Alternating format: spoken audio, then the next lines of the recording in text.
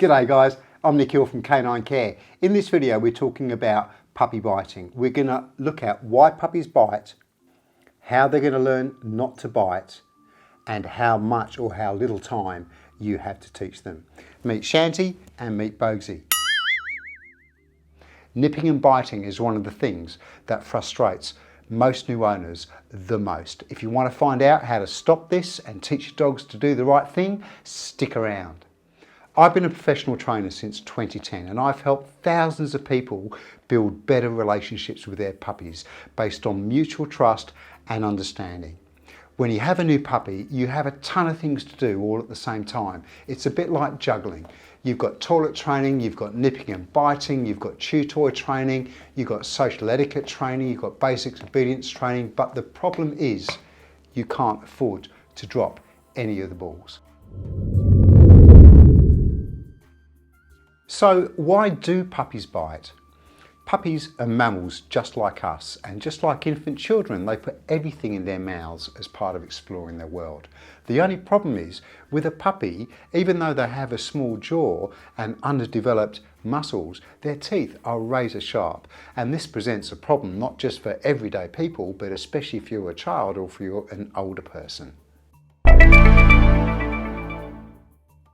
What puppies are trying to learn is very simple, how to reduce the intensity and the frequency of their bites.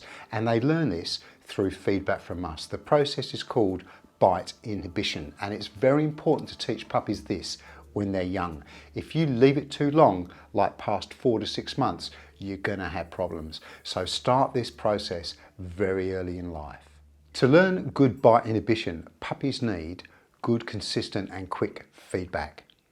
Other dogs and other puppies are excellent at giving good, consistent feedback, and very quickly too. We as humans, on the other hand, we're kind of slow and the messages we give are kind of mixed. We must give good, clear feedback to help our puppies learn quickly what it is that we want them to do. If we don't, we impede their learning and we end up with a bunch of annoying problems that we don't really want. Learning bite inhibition happens in 2 stages. Stage 1 is reducing the intensity, ouch, of the bite. Stage 2 is about reducing the frequency of the bites. Now, understanding this, we can move on and teach our puppies what we want them to learn. Ooh. A little bit of mouthing is good. Through mouthing, puppies can get feedback and learn how not to bite too hard. A puppy who has never mouthed or bitten a person at any level before in their life is a serious liability because they do not know bite inhibition and how to not bite too hard or in fact bite at all.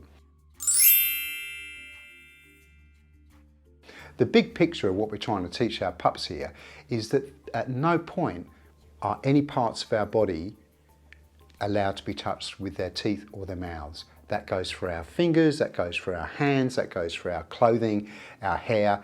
Any part of us is out of bounds, and we must be very clear about what we're trying to teach them. When you're playing with your puppy, avoid them being up too close to your face, where they can get your hair or you bite your face.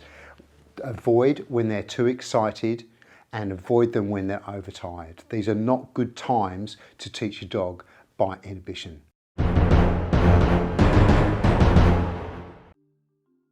Before I talk to you about what appropriate feedback is, let me show you what it isn't. It's not about telling your dog off for doing the wrong thing. This dog, by the way, is Bogsy. He's my assistant stunt dog, fully qualified. He was in my previous video, Top 10 Toxic Foods for Dogs. Link up here or check out the description down below. What good feedback looks like is quick and appropriate, and it does not include punishing your dog.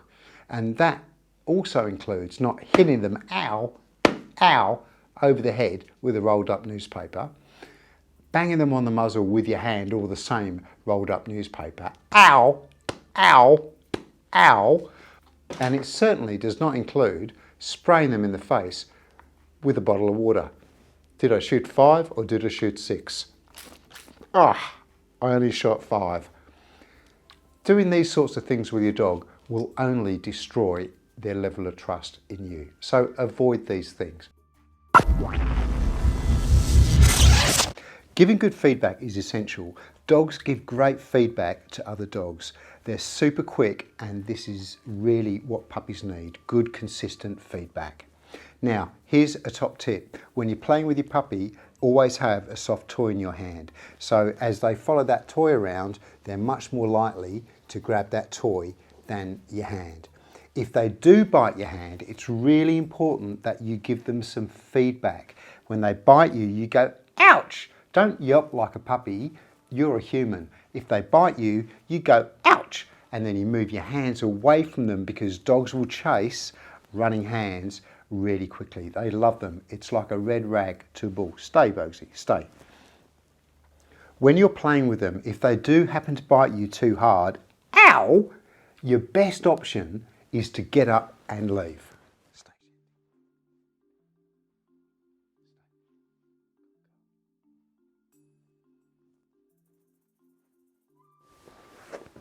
Come back a minute or two later, see if you can get them to come over to you and sit. Bogsy, come, sit, good jobs. Let them settle and then play with them again for a while using that toy. In the latter stages of reducing frequency of biting, and this would be say from maybe 3 to 4.5 months of age, you must give them level 2 feedback every time they make contact with your hand, with your clothing, that it hurt. Remember, the bigger picture is that all parts of our bodies are out of bounds, and level 2 feedback means that you get up and you leave.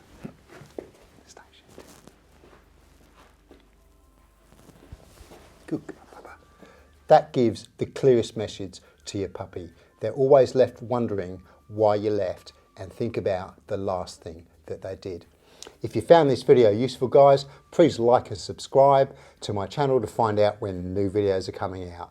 Thanks for watching. Don't do these things. Take one. With ow, with a rolled up newspaper, hit them on the nose, or spray them in the face, ow, with water. Ow, ow, ow. They're learning lots of things. One of the things they're learning is, take two.